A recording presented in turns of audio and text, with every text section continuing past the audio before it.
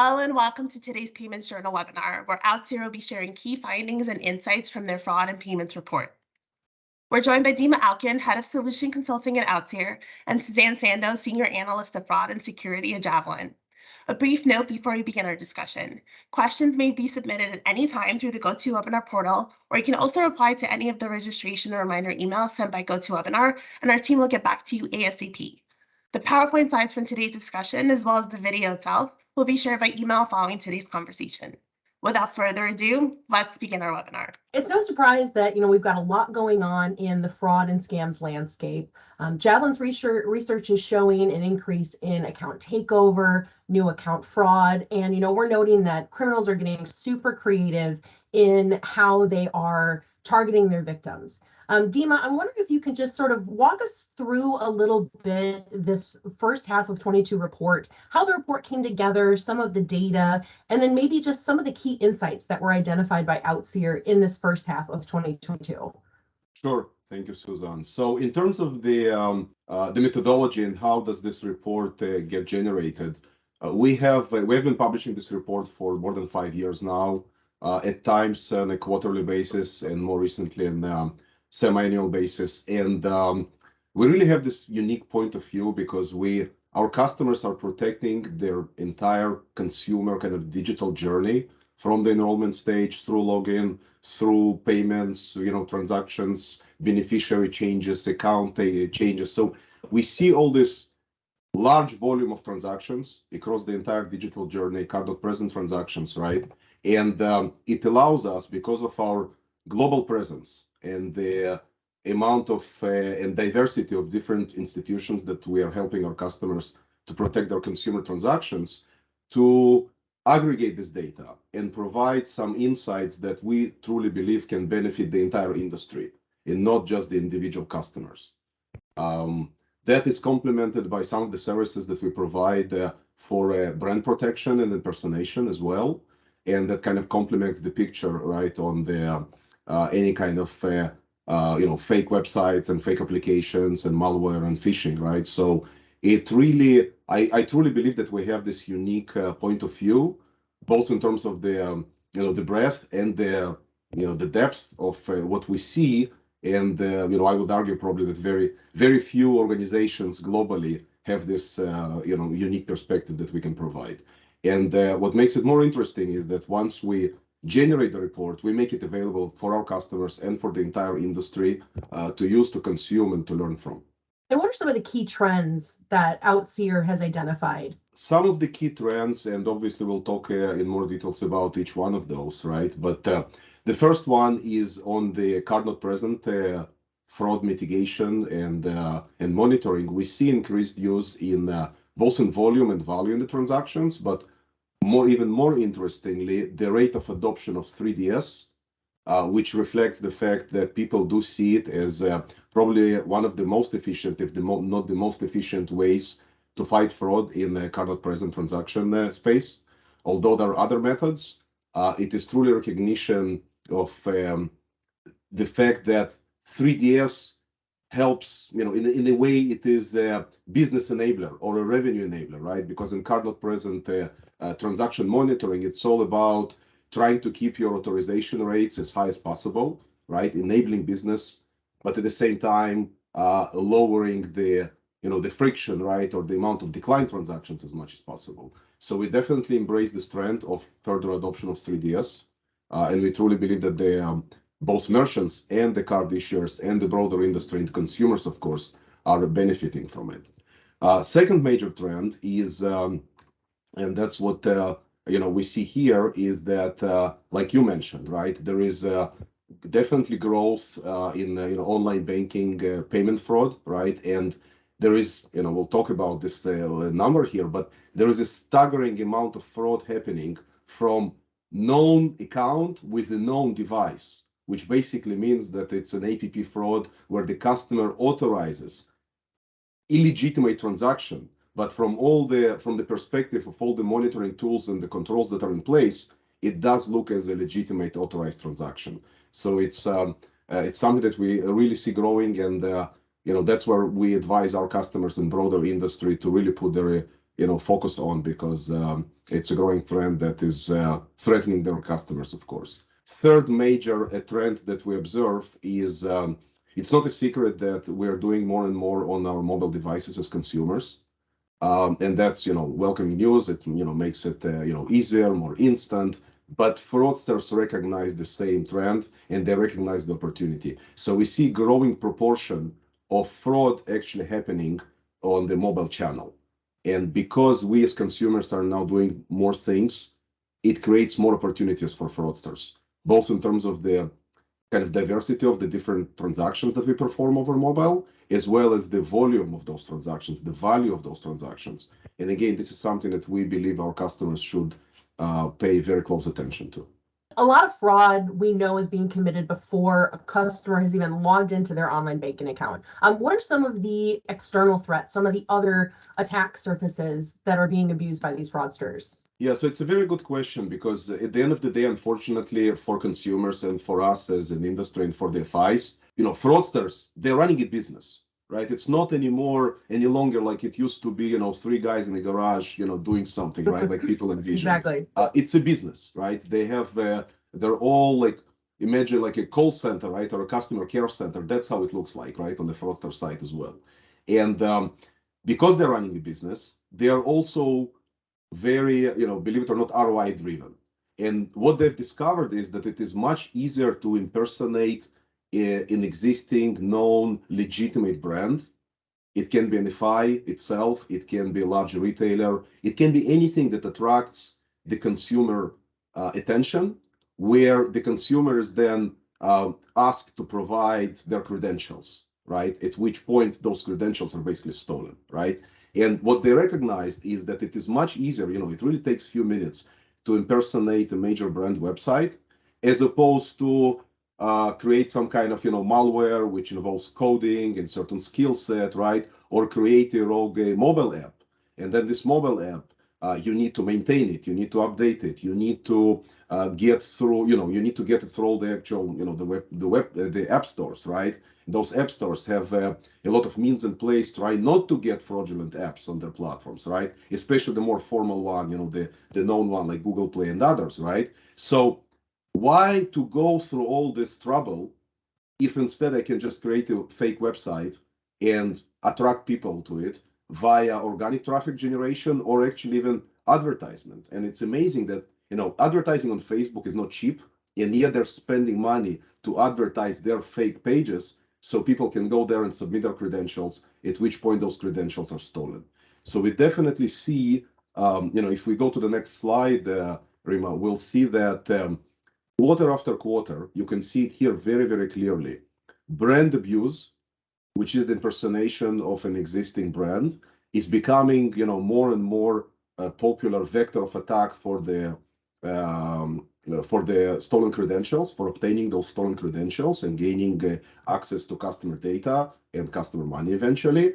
And you can also see that, for example, Rogue App is declining quarter after quarter, right? Exactly for that same reason, because it requires much more sophisticated skill set as well as more effort and time that it takes. I see notes on here, some data on here for phishing, and I just anecdotally want to kind of point out that on the Javelin side, we've also seen a bit of a jump in phishing attacks just from a business and an employee perspective, especially with so many people working from home, all the communication that's happening over email, SMS. It's frustrating to see how wide of a net these fraudsters can cast to successfully exploit consumers, whether they're just going about their daily jobs, their work, their businesses, or they're trying to do their day-to-day activities like their digital banking. And it's a problem that organizations need to take seriously. When you had mentioned earlier, Dima, about, mobile and the mobile adoption, everything is so digitally centric. Whether we're making purchases on our phones, we're doing our mobile banking, P2P transfers, we're paying our friends to split the bill for dinner. We inherently want to do these things on the go, wherever we are from our phones. It's incredibly convenient. It's not going to change. It's going to keep that forward trajectory towards mobile. But it's also giving these criminals such a large swath of opportunities for exploitation. So can you talk a little bit about what Outseer is seeing in terms of mobile channel issues? Yes, absolutely. First of all, definitely, what you're observing is clearly seen on this slide as well. phishing and smishing, right? Is you could argue it kind of complements the brand abuse, right? Because when they're sending this phishing link, right, or make you click on this phishing link, at the same time, of course, they are trying to make it as legitimate as possible, right? So that's what all those fake and impersonated brand abuse websites are for, right? So yeah, definitely you can see those two go together. But Rima, if we go to the next slide, we can see, Suzanne, exactly what you just observed, right? First of all, we did not reach this kind of saturation point where the proportion of the transactions that we do on mobile kind of balanced with non-mobile channels, right? So if you look at this slide, you can still see obviously the volume of overall digital transactions is growing. There is no question about it. We don't go physically to the bank anymore almost for any purpose, right? Maybe other than deposit cash. But you can also see, if you look at together, the mobile browsing and mobile app summarized, as opposed to, the regular kind of web, there is still growth in the mobile proportion, right, of those transactions. But it's not only that. It's not only the volume of the transactions, it's also the diversity of actions that people do over the mobile channel. So we are all we live in the world where, things like you mentioned, obviously, shopping, right? But then some small payments, checking our, our checking account balance, right? Things of that nature. Zelle, Venmo goes without saying, that's what it was built for. But we see people now doing things over mobile channel that they never done before. They're checking their 401k balances. They're adding beneficiaries. They're paying their mortgage over mobile, right? So things that involve A, access to different type of accounts, and B, potentially for fraudsters, access to so much more money, right? And that's where we see, again, kind of goes together with this other trend that we will discuss in APP fraud, right? It's much more interesting through a very sophisticated social engineering scheme to try to attempt to steal millions of savings, right? Than $50 Venmo payment, right? And that's why, to your point, fraudsters recognize this opportunity, and this is why we see continuous growth of confirmed fraud performed or perpetrated through mobile channel as opposed to digital, regular kind of web channel. So, when we're looking at these sets of data and we see, sort of the differentiation between, the new accounts, new devices, which we know are new account fraud, and we also see some trusted accounts with new devices. Can you talk a little bit about the differentiation between some of these fraud trends and the transaction volume versus the fraud volume? Yes, absolutely. So here, really, the biggest takeaway from this slide and from this data set is that we see a clear trend with the rise of APP fraud, right? It's like a disease that is, spreading everywhere. We see it as consumers, right, through, news and things that get published. We see it obviously through the data that we observe in this slide. We see it from conversations with our customers, FIs, right, that are definitely concerned about it because they see their customers are complaining. And the way that you can observe it in specifically in this data set is, for example, on the e-commerce side of the house here, right? So CNP, card not present transaction fraud, we see over 70% of the fraud value was observed. It came from trusted account, new device, which basically means that the card or the credentials were stolen, right? So I'm a fraudster, I got access, I bought, all these data sets are out there. They cost pennies now. Again, it's unbelievable how much you can buy for, like $100 or, the equivalent in Bitcoin, right? But I got access to all those stolen, credit cards, right? With all the numbers and expiration dates and CCV and so on. And I'm using this to basically perform fraudulent transactions. Of course, we can recognize it because a lot of those transactions are performed from an unrecognized device or a device that we know, or an IP address that we know that is known to be fraudulent, right? So that is something that, is not entirely new. What is new, and I think this is, really a staggering number, that when it comes to payments for fraudulent transactions, right, we see that over 75% of the fraud value happened with known kind of trusted account and trusted device, which basically means nothing was stolen. I mean, the money was stolen at the end, but in terms of the customer credentials, unless somebody physically stole the customer device and then committed fraud using that device, which is a mostly unlikely scenario, it means that the customer was talked into performing that fraudulent transaction. And that's what makes it so challenging in terms of, prevention, mitigation, and then eventually investigation, right? Because the customer genuinely believes that he's performing a legitimate transaction, right?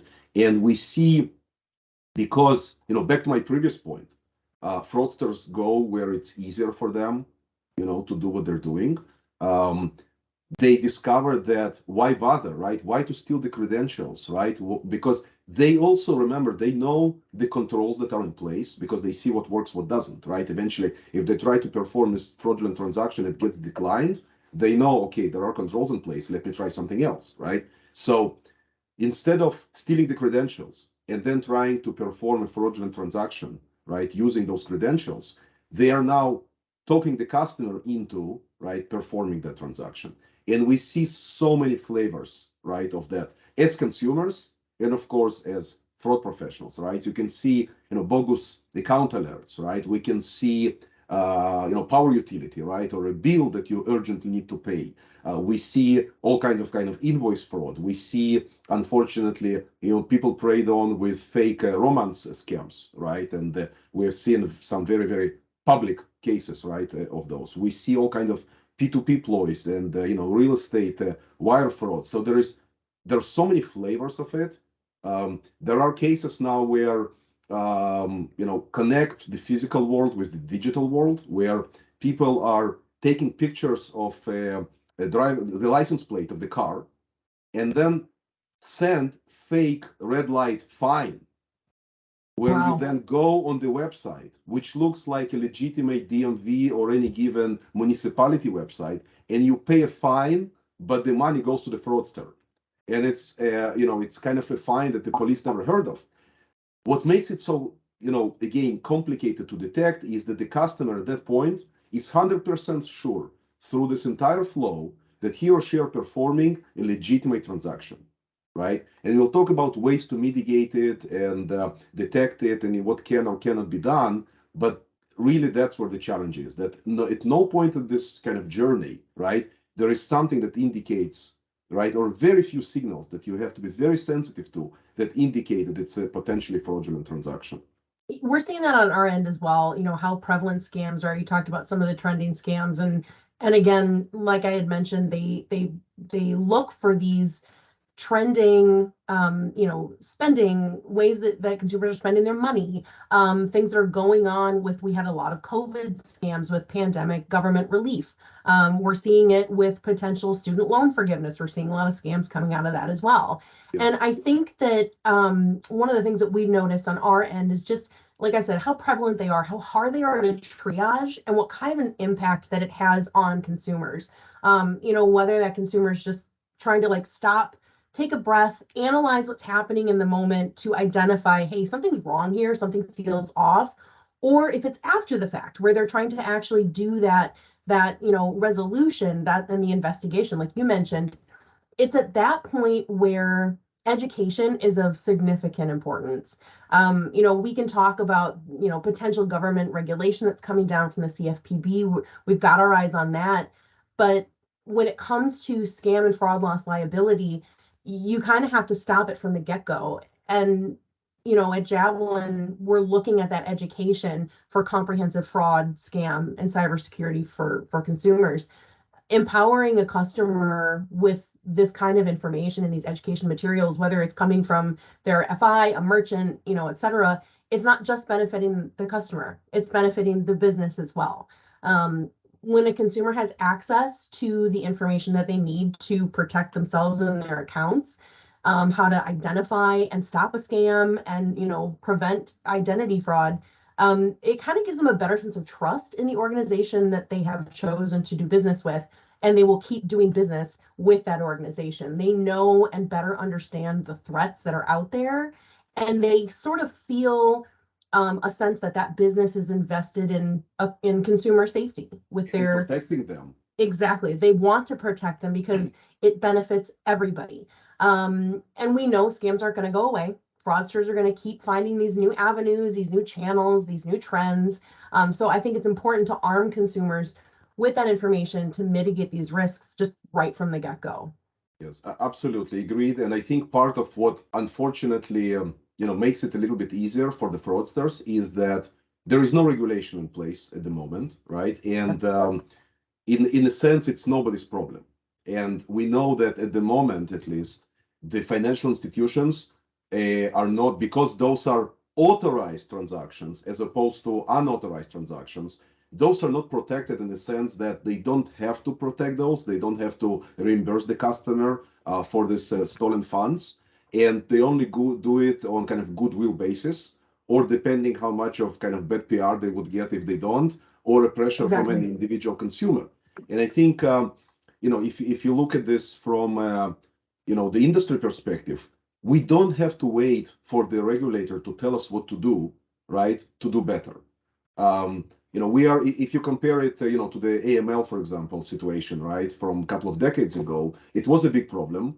You can argue today there are still things to do and to improve, but we're in a much, much better place in terms of controls in place, system is in place, right? So we know where the money is coming. We know what was the origin, right? We are much more vigilant in, being able to recognize any kind of deviation anomalies.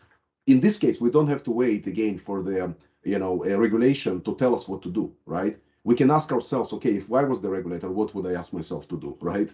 And start putting those controls in place without waiting for anyone, making it kind of our problem. Don't wait for it to come down. It's time to get ahead of the problem. Yes, absolutely. Absolutely. And, if we go to the next slide, eventually, what is it that we can do, right? Because we keep describing, how bad the problem is, right? This is all scary Exactly. stuff, but what can we do?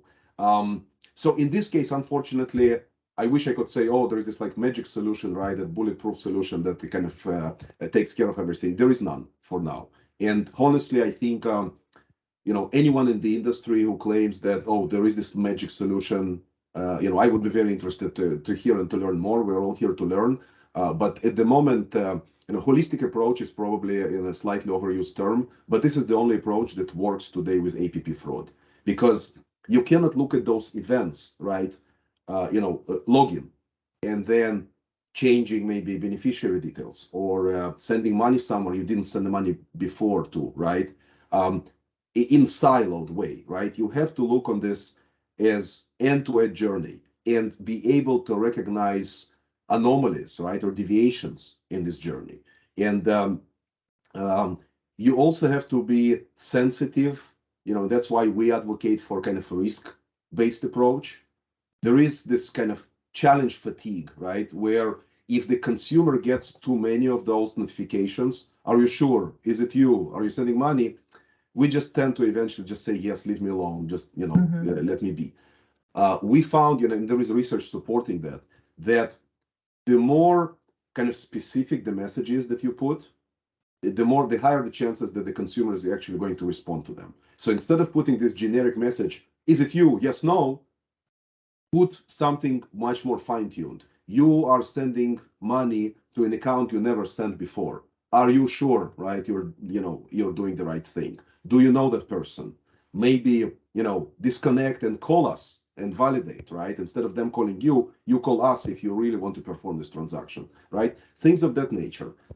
Make it more specific, but also choose where to challenge and not overwhelm the customer, right, with those endless notifications that people eventually tend to ignore. Again, we talked about it, right? Understand, if you were in regulator shoes, what would you ask yourself to do, right? Embed different types of signals into your overall risk evaluation, right? So people are talking about things like, for example, behavioral analytics, right? This is great, right? Because it can recognize customer who is kind of doing things under stress and maybe not following the usual pattern. But guess what? In many, many cases in APP fraud, there is no stress because the customer is 100% sure they're performing absolutely legitimate transaction. So they are acting exactly in the same way as they're acting every day. But maybe they're sending money to an account they never sent before. It has nothing to do with the behavior. It's more of a signal, right, that we can collect and we say, hey, you never send money to this. You pay your power utility bill every month, and it usually goes to a different account. So what happened this time? Are you sure, right? We encourage customers to participate in any consortium-driven kind of industry efforts, because then think of it as crowdsourcing, basically, right? You contribute your fair share of this knowledge, right? Not information about your customers, information about fraud, but you also benefit from others who have seen fraud that you maybe haven't seen yet. So for example, if at the end of the day, fraudsters, they have to send money somewhere. So there is some kind of a mule target account where the money is sent, right?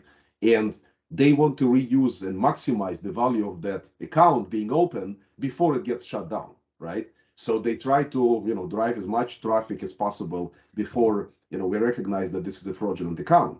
Now, we can, through this consortium-driven data, right, recognize that maybe there was already a bank where this target account was identified as fraud, but it didn't hit you yet. None of your customers transferred money there yet. First time they're doing it, there is already an alert saying, hey, this is no mule account, don't send the money. And you can, at that point, decline the transaction, even if the customer keeps insisting sending money there. You can still stop it and say, no, I'm not sending money to that account, right? So you'd rather have an unhappy customer who is going to be much happier down the road, right, than complaining about funds that were stolen. So that's for the banks and financial institutions. Do invest in things that help you to protect your brand, because again, a lot of those scams, they start with the fraudster already knowing something about the customer. So when they contact the consumer, they say, hey, I'm such and such from a bank, and you are such and such, and they know your date of birth, and they know your social security number, and they're trying to build this trust to make you perform the transaction, right?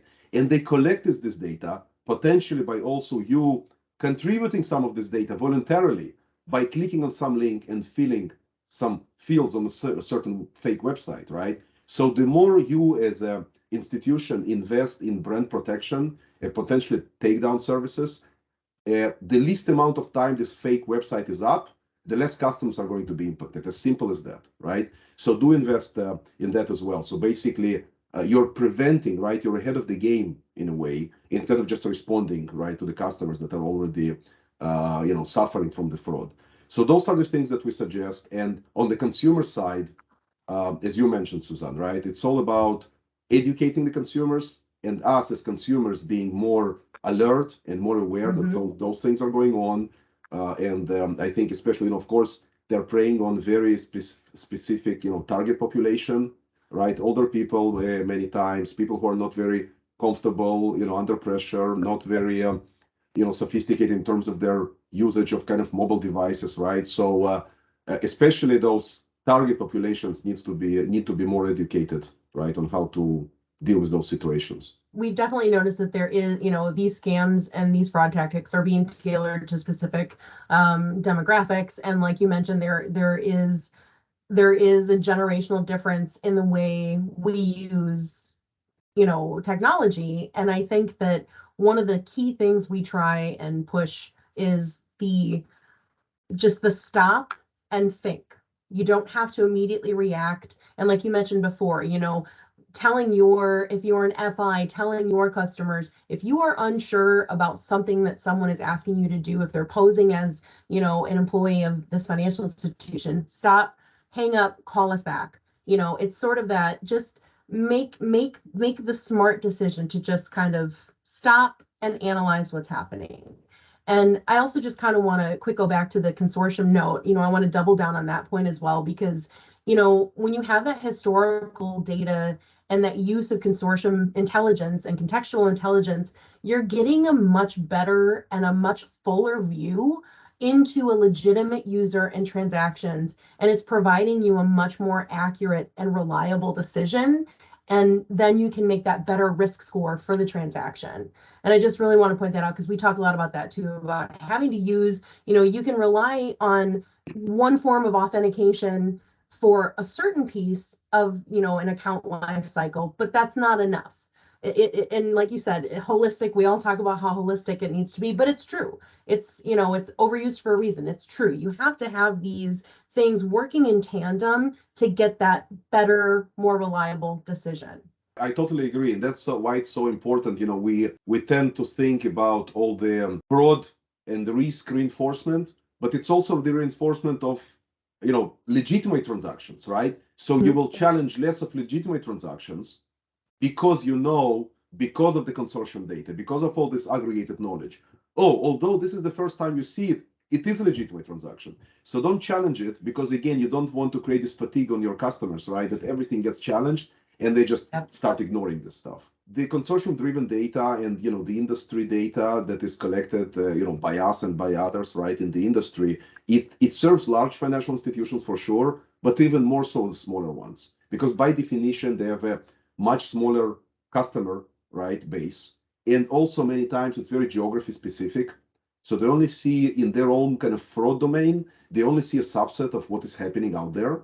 But make no mistake, if the fraudsters are successful, they're coming after you. So they're going, you know, bank after bank, credit union after credit union. And, you know, what we have seen with the larger ones yesterday, we are going to see, you know, in this like small West Coast, you know, credit union tomorrow. We know that, right? And that's why participating in any kind of industry-driven you know, effort or forum is very, very important. We've talked about the best practices, you know, how we stop these criminals in their tracks without impacting customers and businesses. I think we're all kind of interested to see what's going to happen after the holiday season is over. We're right in the midst of it right now. We know card not present transactions can cause issues when there's weak authentication in place. It might be a fear of introducing friction for customers, or just lax authentication policies in general. Can you maybe talk a little bit just about the growth of 3D Secure that Outseer has observed? Yeah, so what we see here is, you know, in a nutshell, it reflects the growth in 3DS adoption. Now we serve, obviously, we serve the issuers, right, and the issuing processors. But we now, thanks to the advances in 3DS protocol, we now have more insight into merchants' behavior as well, right? And what we're observing is, you can see hundreds of % growth, right, in adoption of 3DS as a way to secure card not present transactions. Because again, there are different ways, right? I mean, one way to deal with CNP fraud is to ignore it, right? You can say this is cost of doing business, right? And it is what it is. But there are places in the world that don't allow you to do it anymore, right? There is a strong, you know, PSD2 regulation in, you know, in the EU and the UK. There are other forms of regulation elsewhere. But beyond that, you know, it's lost business, unhappy customers, a bad reputation, right? And more money to fraudsters. So interestingly enough, though, we see the growth of adoption, and the way that for us to track it is through looking at so-called, you know, merchant ID, and we see more and more unique merchant IDs that are coming, right, our way and our customers' way, which basically means it has nothing to do with Outseer kind of growing as a company and having more 3DS customers, right? We definitely see that, you know, more and more kind of diverse merchant IDs across those transactions that are coming our way. And interestingly enough, we see growth, you can see significant growth in US as well.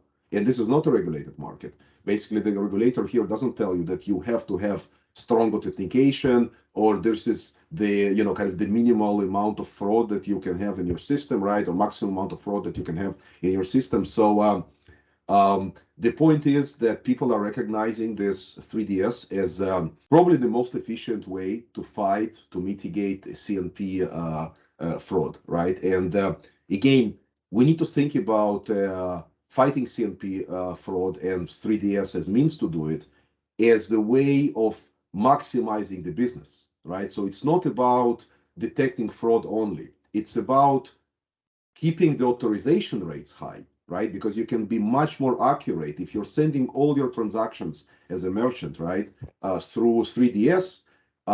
Most of them will be frictionless because 3DS helps to authorize good transaction and only challenge or decline risky transactions, right? So the more we and our industry peers, right, whoever is providing 3DS ACS services, the more we see, the better decisions our respective risk and, you know, engines can provide, right? And the better, again, higher authorization rate, which basically means more happier customers, less fraud, and more business, right? So that's basically what we see here, and we definitely encourage both merchants and obviously the issuers to get on basically 3DS train, especially now with the latest advances of the EMV protocols.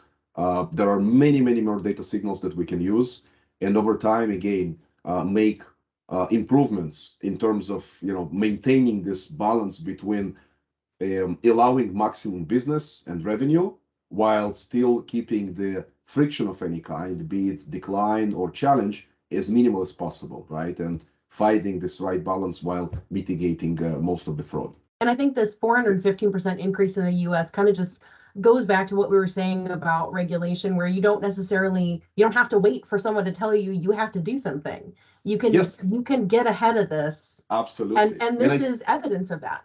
Yes, absolutely. Yes, it's a very good point, and it's a recognition that when I think again to Outseer and also to the broader 3DS right approach, this is the best recognition we can get that we're doing something right, because people are adopting it, although you can argue they don't really have to, right? Nobody tells them they have to, and of course there's cost associated with it, and yet obviously it delivers results if we see more and more people, and not marginally more, many more people adopting it as the means to fight CNP fraud. Absolutely. So why don't we go through maybe some of the key takeaways that we want people to walk away from this presentation with? So key takeaways are, we can kind of divide it into the observation, right, the insight, and our recommendation at the high level, what to do about it, right? So first observation is obviously scams and APP fraud is on the rise.